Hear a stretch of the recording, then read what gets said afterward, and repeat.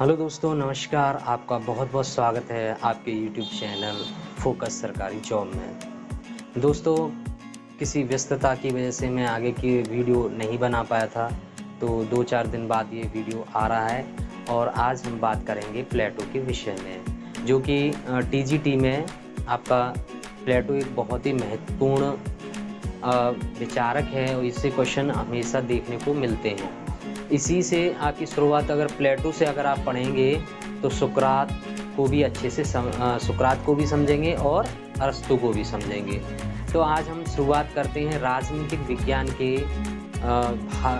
जो पाश्चात्य विचारक हैं उसमें सबसे पहले विचारक जिनका नाम आता है प्लेटो। प्लेटो से आपके सिलेबस में है और मैंने वही चीज़ें इसमें बताई इम्पोर्टेंट जो आपके सिलेबस में आने के लिए या एग्ज़ाम में आने की प्रबल संभावना है। तो चलिए स्टार्ट करते हैं। देखिए, प्लेटो को दार्शनिक राजनीतिक विज्ञान का जनक कहा जाता है। प्लेटो को दार्शनिक राजनीतिक विज्ञान का जनक कहा जाता है। इनका जन्म 428 बीसी यानी 428 ईसा पूर्व में एथेंस में हुआ था और मृत्यु भी इनकी 347 बीसी में एथेंस में हुई थी। तब ये 81 ईयर्स के थे। ठीक है, तो इनके बचपन का नाम प्लेटो नहीं था। इनके बचपन का नाम प्लेटो नहीं था। प्लेटो के बचपन का नाम प्लेटो नहीं था। ये व्यायाम के प्रेमी और संगीत के प्रेमी थे। ये व्यायाम करते तो इनके कंधे थोड़े चौड़े हो गए थे इस तरीके से अच्छे, तो उनके व्यायाम गुरु ने उनका नाम प्लेटो रख दिया। इनके बचपन का नाम था, आपको याद होना चाहिए, याद रखना, इनके बचपन का नाम था अरिस्टोक्लीज। इनके बचपन का नाम था अरिस्टोक्लीज। मैंने बताया इनका जन्म हुआ था 428 बीसी में एथेंस में हुआ था और इनके बचपन का नाम अरिस्टोक्लीज था। इनके पिता का नाम एरिस्टोन, इनके पिता का नाम एरिस्टोन था तथा माता का नाम किटनी था। माता का नाम किटनी था। दोस्तों, ये जो प्लेटो थे ये आदर्शवादी विचारक थे।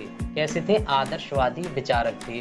प्लेटो से पूर्व भी एक विचारधारा चलती थी जिसे सोफिस्ट विचारधारा कहते हैं और सोफिस्ट का मतलब होता है मानवतावादी विचारधारा।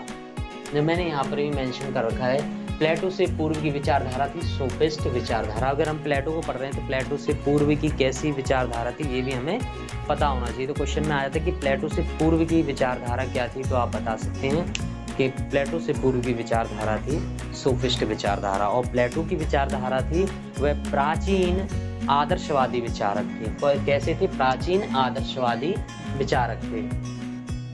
दोस्तों, इनके गुरु का नाम था सुकरात। इनके गुरु का नाम था सुकरात। प्लेटो के गुरु का नाम सुकरात था और वे प्रत्यक्ष लोकतंत्र और कानून के पालन करने वाले थे, परंतु कानून में कुछ विषमताएं थी उस समय जब सुकरात के काल में कानून से वो कुछ परेशान थे या कुछ उनके कानून को ऐसा, जैसे कि आज भी हम भारत में कुछ कानूनों का विरोध करते रहते हैं कि ये सही नहीं है, वो सही नहीं है, आपस में बात करते हैं। इसी प्रकार से जो सुकरात थे एथेंस के कुछ कानून थे जिसका वो विरोध करते थे और घूम घूम कर उसका विरोध किया करते थे। इस बात से नाराज होकर वहाँ के शासक ने, एथेंस के शासक ने उनको मृत्युदंड में एक जहर का प्याला पीने को दिया। अब कानून को मानते थे यानी कानून के दायरे में रह के कानून का विरोध करते थे, इसलिए उन्होंने जेल में रहना भी स्वीकार किया और विष पीना भी स्वीकार किया और विष पी लिया। किसने? सुकरात ने। और सुकरात कौन थे? सुकरात थे प्लेटो के गुरु। अब गुरु की मृत्यु के बाद प्लेटो की जो भविष्य की योजनाएं थी वो सारी परिवर्तित हो गई। क्यों हो गई? क्योंकि पहले प्लेटो एथेंस में राजनीतिक जीवन जीना चाहते थे, लेकिन अब वह एक दार्शनिक जीवन जीने के लिए प्रेरित हुए और अपने गुरु की मृत्यु का समाचार पाकर के काफ़ी दुखी हुए और उस दुख में उन्होंने एक पुस्तक लिखी जिसका नाम था रिपब्लिक। इसका नाम था दोस्तों रिपब्लिक। रिपब्लिक जो पुस्तक थी उनकी सबसे फेमस पुस्तक थी और उन्होंने 20 वर्ष की अवस्था में इसको लिखा था। किस 20 वर्षीय अवस्था में लिखा था रिपब्लिक पुस्तक को। और रिपब्लिक पुस्तक का जो शीर्षक था वह था कंसर्निंग द जस्टिस, यानी न्याय से संबंधित था। अरस्तु प्लेटो ने बहुत सारी बुकें लिखी हैं, करीब 36 से 38 बुकें लिखी हैं, उसमें से 3 पुस्तक इनकी सर्वाधिक फेमस हैं। सबसे पहले है रिपब्लिक, दूसरे नंबर पे है स्टेटमैन और तीसरी है द लॉज। द लॉज आकार में सबसे बड़ी थी। द लॉज जो पुस्तक है प्लेटो की, आकार में अगर पूछ लेते हैं आकार में सबसे बड़ी पुस्तक कौन सी, तो द लॉज थी। और प्लेटो जो रिपब्लिक लिखा था उसमें कंसर्निंग द जस्टिस, न्याय से संबंधित, तो ये 20 वर्ष की युवावस्था में लिखा था, जो कि सबसे फेमस पुस्तक थी। और इस पुस्तक में आदर्श राज्य की कल्पना की थी। किसने? प्लेटो ने आदर्श राज्य की कल्पना और उसके नियम बताए थे कि किस तरीके का राज्य होना चाहिए, किस तरीके से राज्य में कानून होना चाहिए, किस तरीके की व्यवस्था होनी चाहिए। कुछ इस तरीके से उन्होंने राज्य की रचना की थी कि किसी व्यक्ति को, महान व्यक्ति को इस प्रकार दोबारा से विष ना पीना पड़े।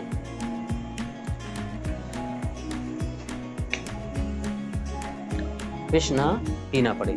तो देखिए, तो रिपब्लिक में किसका उल्लेख किया गया है? आदर्शवादी विचारों का। किसका? प्लेटो के आदर्शवादी विचारों का।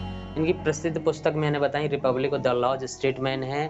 और इसके सिद्धांत हैं, इनके जो सिद्धांत हैं निगमनात्मक सिद्धांत है, द्वंद्वात्मक निगमनात्मक सिद्धांत की ये समर्थक थे। निगमनात्मक सिद्धांत क्या कहते हैं? जो पहले करके फिर बाद में उदाहरण दे। और आगमन और निगमन विधि होती है। तो निगमन के समर्थक थे प्लेटो और आगमन विधि के समर्थक थे अरस्तु को हम जब आगे पढ़ेंगे तो इससे पहले प्लेटो को पढ़ लें तो इससे कंपैरिजन करना इजी रहेगा। तो देखिए, इनके राज्य, इनका कथन था कि राज्य किसी वृक्ष या पत्थर से नहीं निकलता वरन व्यक्ति के चरित्र से बनता है। राज्य क्या किसी ओक के पेड़ या पत्थर से नहीं निकलता, वह वहां रह रहे मनुष्य के चरित्र से बनता है राज्य। और उन्होंने कहा है व्यायाम शरीर का भोजन है, वहीं संगीत आत्मा का भोजन है। प्लेटो ने क्या कहा है कि व्यायाम और संगीत के प्रेम थे, इसलिए उन्होंने व्यायाम को कहा कि व्यायाम जो है शरीर का भोजन है, वहीं संगीत क्या है? मन का, यानी आत्मा का भोजन है। और उनका कथन था मुझे राष्ट्र के लिए संगीत लिखने दो। संगीत के जितने प्रेमी थे उन्होंने कहा कि मुझे राष्ट्र के लिए संगीत लिखने दो, मैं इस बात की परवाह नहीं करता कि राज्य कैसा चल रहा है। उन्हें इस बात से कोई परवाह नहीं थी कि राज्य कैसा चल रहा है, वो केवल अपने राज्य के लिए संगीत लिखना चाहते थे। और उन्होंने एक और कथन लिखा कि शिक्षा मानसिक व्याधि का मानसिक उपचार है। शिक्षा जो है, शिक्षा पर बल देते हुए उन्होंने कहा कि शिक्षा मानसिक व्याधियों के लिए मानसिक उपचार है। एक मजबूत और एक उनका फेमस कथन था, काफी इम्पोर्टेंट, कि एक मजबूत औरत एक कमजोर पुरुष के समान होती है, या एक कमजोर पुरुष एक मजबूत औरत के समान होता है। अब ये कथन आपके स्टेटमेंट्स पूछे जाते हैं और पूछे जाते रहे हैं, तो इनको केयरफुली याद कर लीजिए और लिख लीजिए, नोट्स बना लीजिए, और मैं बोल रहा हूँ उसको थोड़ा सुन लीजिए तो हो जाएगा। समाज का विभाजन। प्लेटो ने समाज को 3 भागों में बांटा है। पहला है शासक वर्ग, सैनिक वर्ग, और तीसरा है आपका उत्पादक वर्ग। जो शासक वर्ग और सैनिक वर्ग हैं वो उसको सम्मिलित रूप में अभिभावक या संरक्षक वर्ग कहा है। प्लेटो ने इन दोनों को ही शिक्षा का अधिकार दिया है, जबकि उत्पादक वर्ग को शिक्षा से वंचित रखा है। यानी वो मानते थे कि जो सैनिक वर्ग है और शासक वर्ग है शिक्षा केवल उसी को देनी चाहिए, जो उत्पादक वर्ग है, सेवक वर्ग है, उसको शिक्षा से वंचित रखा, जबकि वो स्त्री और पुरुष के शिक्षा के समर्थक थे। स्त्री और शिक्षा के समर्थक थे, स्त्री पुरुष शिक्षा के समर्थक थे। वही देखिए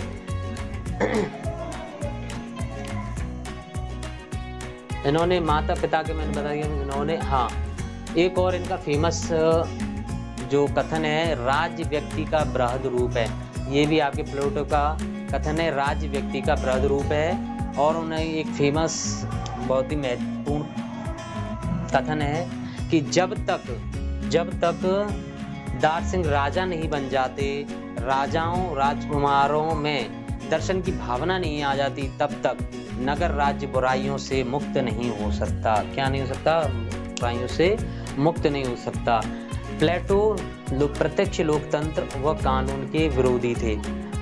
प्लेटो प्रत्यक्ष लोकतंत्र और कानून के विरोधी थे। क्यों थे?